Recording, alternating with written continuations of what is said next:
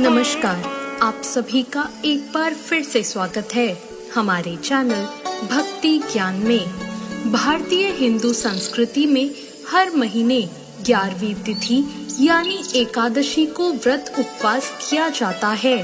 यह तिथि बहुत ही पवित्र मानी गई है। आज सुनेंगे पुत्रदा या पवित्रा एकादशी की व्रत कथा। महाराज युधिष्ठिर ने भगवान श्री कृष्ण से कहा, हे भगवान, आपने कामिका एकादशी का महत्व बताकर बड़ी कृपा करी। अब कृपा करके श्रावण शुक्ल पक्ष की एकादशी का क्या नाम है, ये बताइए। भगवान श्री कृष्ण ने कहा, श्रावण शुक्ल पक्ष की एकादशी का नाम पुत्रदा है। अब आप शांति पूर्वक इसकी कथा सुनिए। इसकी कथा सुनने मात्र से ही वाजपेयी यज्ञ का फल मिलता है। द्वापर युग के आरंभ में माहिष्मती नाम की एक नगरी थी, जिसमें महिजीत नाम का एक राजा राज्य करता था। लेकिन पुत्रहीन होने के कारण राजा को राज्य सुखदायक नहीं लगता था। उसका मानना था कि जिसके संतान ना हो, उसके लिए यह लोक और परलोक दोनों ही दुखदायक होते हैं। पुत्र सुख की प्राप्ति के लिए राजा ने अनेक उपाय किए, परंतु राजा को पुत्र की प्राप्ति नहीं हुई। और फिर राजा ने अपनी वृद्धावस्था को आता देखकर अपनी प्रजा के प्रतिनिधि यानी मंत्रियों को बुलाया और कहा, मेरे खजाने का ये धन कभी भी किसी अन्याय से अर्जित किया हुआ नहीं है, न ही मैंने कभी देवताओं या ब्राह्मणों का धन छीना है। किसी दूसरे की धरोहर भी मैंने कभी नहीं ली। प्रजा को भी मैं पुत्र के समान पालता हूँ। मैं अपराधियों को भी पुत्र और बंधु बांधवों की तरह दंड देता रहा। कभी भी मैंने किसी से घृणा नहीं की। सबको समान माना है। सज्जनों की सदा पूजा की है।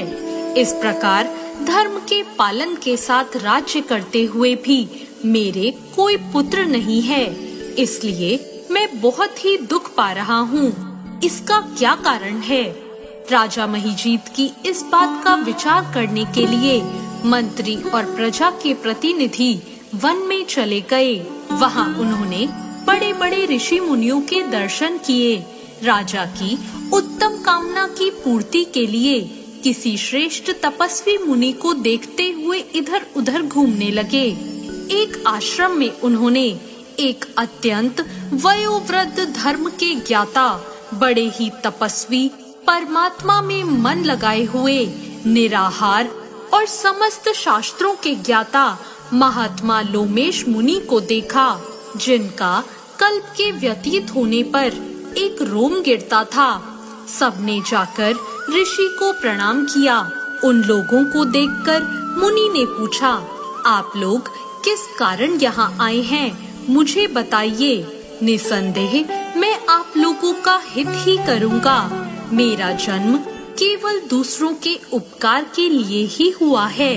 लोमेश ऋषि के ऐसे वचन सुनकर सब लोग बोले, हे महर्षि, आप हमारी बात जानने में ब्रह्मा से भी अधिक समर्थ हैं। अतः आप हमारे इस संदेह को दूर कीजिए। मुनिवर महिष्मतीपुरी का धर्मात्मा राजा महिजीत प्रजा का पुत्र के समान पालन करता है।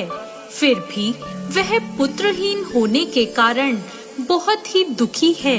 उन लोगों ने आगे कहा, हम लोग उसकी प्रजा हैं, अतः उसके दुख से हम भी बहुत दुखी हैं। आपके दर्शन से हमें पूर्ण विश्वास है कि हमारा यह संकट अवश्य ही दूर हो जाएगा, क्योंकि महान पुरुषों के दर्शन मात्र से ही अनेक कष्ट दूर हो जाते हैं। आप कृपा करके राजा के पुत्र होने का उपाय बताएं। यह बात सुनकर ऋषि ने थोड़ी देर के लिए अपनी आंखें बंद कर ली और राजा के पूर्व जन्म को जानकर कहने लगे, यह राजा पूर्व जन्म में एक निर्धन वैश्य था।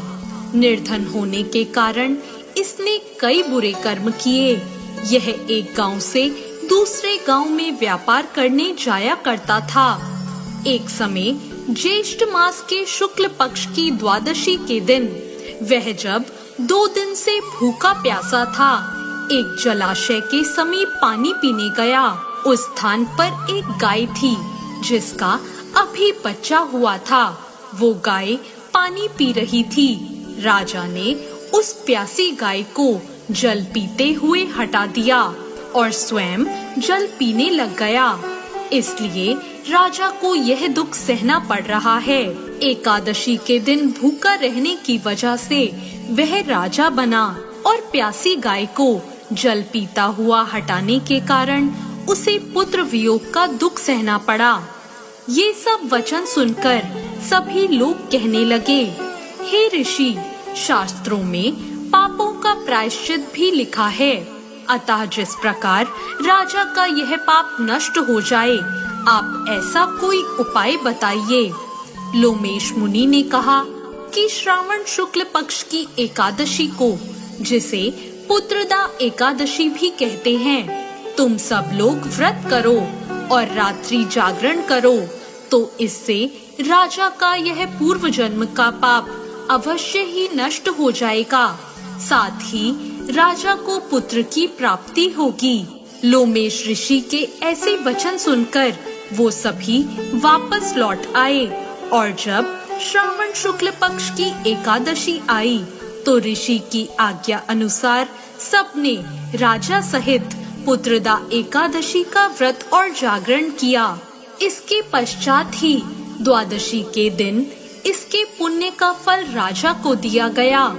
उस पुण्य के प्रभाव से रानी ने गर्भ धारण किया और प्रसव काल समाप्त होने पर रानी ने एक तेजस्वी पुत्र को जन्म दिया। इसलिए राजन, इस श्रावण शुक्ल पक्ष की एकादशी का नाम पुत्रदा पड़ा।